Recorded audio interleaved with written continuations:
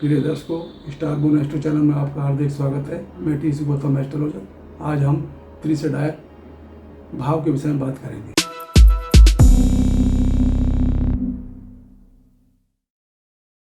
त्रिशडाय, जैसे कि नाम से ही प्रतीत होता है कि त्रि का अर्थ है तीसरा भाव, षड का अर्थ है छठा भाव और आय का अर्थ है 11वां भाव। ये 3, 6 और 11 भाव त्रिशडाय भाव कहलाते हैं। हमारे कुंडली के अंदर 4 मुख्य त्रिकोण होते हैं, जो कि धर्म त्रिकोण जो कि 1, 5, 9 से बनता है, और अर्थ त्रिकोण जो कि 2, 6, 10 से बनता है, काम त्रिकोण 3, 7, 11 से बनता है, और अंत में मोक्ष त्रिकोण जो कि 4, 8, 12 भावों से बनते हैं। तो हमारे त्रिशडाय भाव के अंदर 2 त्रिकोण आते हैं, तीसरा और 11वां ये एक हमारे काम त्रिकोण है, और जो दूसरा जो छठा जो हमारा स्थान है वो हमारा अर्थ का त्रिकोण आता है। तो अब यदि व्यक्ति जो है तीसरे का संबंध यदि छठे से होता है, यानी उसके स्वामी और भाव से संबंध होता है, तो ऐसे में व्यक्ति के अंदर जो है ऊर्जा, हिम्मत और साहस तथा संघर्ष करने की शक्ति व प्रतियोगिता क्षमता के अंदर वृद्धि आ जाती है, जिसके कारण से वह कंपटीशन और शत्रुओं पर विजय प्राप्त करता है। विपरीत परिस्थितियों के अंदर वह हिम्मत से काम लेता है और अपने लक्ष्य को प्राप्त करने के लिए प्रयासरत रहता है। इसी तरह से यदि अगर हम छठे 11वें भाव को हम देखते हैं, तो 11वां भाव जो हमारा है वो काम त्रिकोण का अंतिम त्रिकोण है।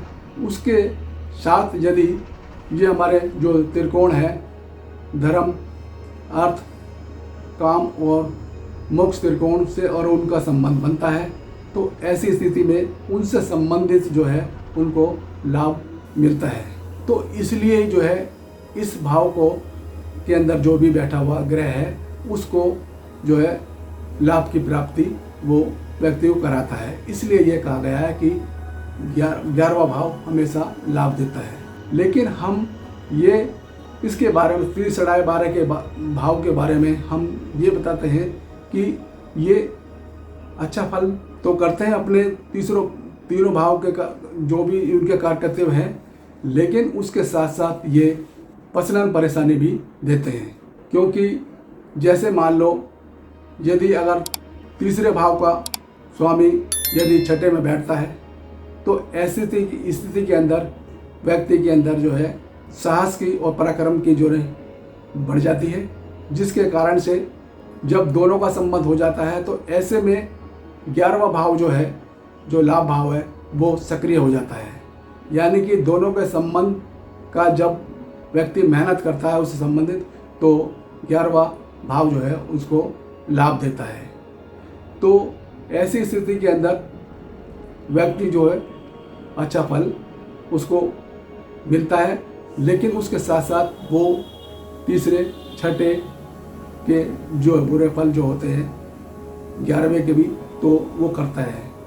तो यदि अगर हम देखें कि तीसरे भाव और छठा भाव का और 11वें भाव के स्वामी की दशा यदि अगर चलती है, तो उस दशा के अंदर जो है व्यक्ति को लाभ तो जरूर मिलता है, लेकिन उसके साथ साथ में जैसे यदि छठे का है तो रोग भी देता है वो, और तीसरे का है तो उसको ज़्यादा मेहनत करनी पड़ती है।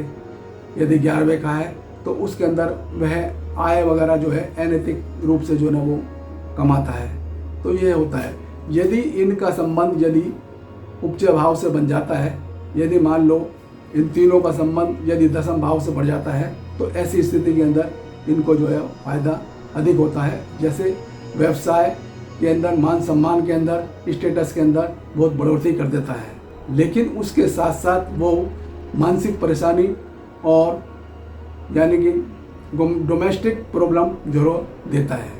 तो जैसे मान लो यदि अगर हम लेते हैं कि तुला लगन कुंडली है, तुला लगन कुंडली के अंदर तीसरे और छठे भाव का जो स्वामी है, यदि मान लो अगर वो दसम भाव के अंदर बैठ जाता है तो ऐसी स्थिति के अंदर गुरु की पंचम भाव पर वो पंचम दृष्टि दूसरे भाव पर पड़ती है और सातवीं दृष्टि जो है चौथे भाव पड़ती है और नौवीं दृष्टि जो है उसके छठे भाव पड़ती है। तो ऐसी स्थिति के अंदर फैमिली के अंदर जो है प्रॉब्लम भी आ सकती है। हालांकि धन में तो उसको फ़ायदा होगा, लेकिन उसके साथ साथ जो है फैमिली के अंदर भी जो है परेशानी हो सकती है, या जैसे इशू होते हैं प्रॉपर्टी वगैरह के, तो आपस में जो है इसमें हो सकती है।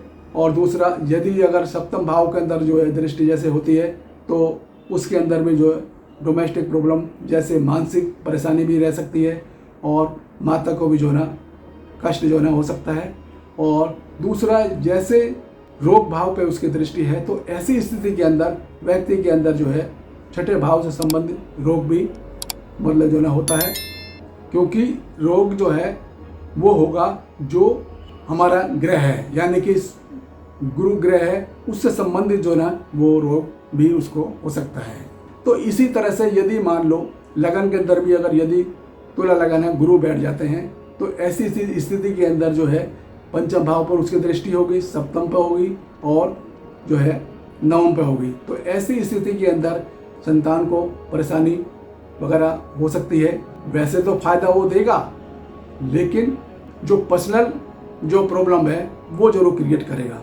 जैसे मान लो ये तुम्हारा पंचम भाव के अंदर संतान को जो है परेशानी हो सकती है और सप्तम भाव पर भी जो है उसकी दृष्टि होती है गुरु की, उसके कारण से जो है पत्नी बीमार हो सकती है या खुद जो है ना परेशान वो हो सकता है।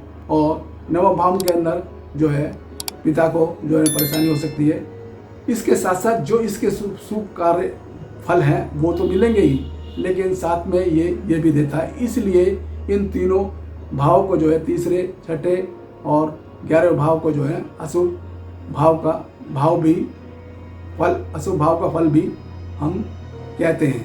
तो या ऐसे यदि अगर हम देखें एक कुंडली और देखते हैं, जैसे मान लो अगर वृश्चिक लगन की कुंडली है, उसमें यदि मंगल की माता से चलती है तो ऐसे में व्यक्ति जो है कंपटीशन, बड़े से बड़े कंपटीशन जो है पास कर सकता है, क्योंकि छठे भाव के अंदर उसकी मूल त्रिकोण राशि मंगल की पड़ती है, मेष राशि, और मंगल जो है छठे भाव का स्वामी है और वो त्रिशराय का भी स्वामी है। इस कारण से व्यक्ति कंपटीशन वगैरह देगा, लेकिन साथ में वो रोग भी देगा। तो इसी तरह से ये हम देखते हैं कि तीनों जो भाव हैं हमारे, इनके स्वामियों के अंदर हमें थोड़ा सा कष्ट भी हमें मिलता है। यदि मान लो 11 भाव से भी अगर हम देखते हैं तो 11वें भाव के अंदर व्यक्ति जो है ये सोचता है कि मेरे पास इतना धन है, इसके बाद में मेरे पास और आ जाए, तो उसके लिए वो नैतिक अनैतिक जो है कदम भी उठाता है, जिसके कारण से वो होता है। तो ये भी बुरे भाव में होता है। तो आज इतना ही। यदि मेरा वीडियो आपको अच्छा लगे तो इसे शेयर करें, लाइक करें, सब्सक्राइब करें और बेल आइकन का बटन दबाएं, जिससे कि मेरी नई वीडियो की नोटिफिकेशन आप तक शीघ्र पहुंच सके। वीडियो देखने के लिए आपका बहुत बहुत धन्यवाद।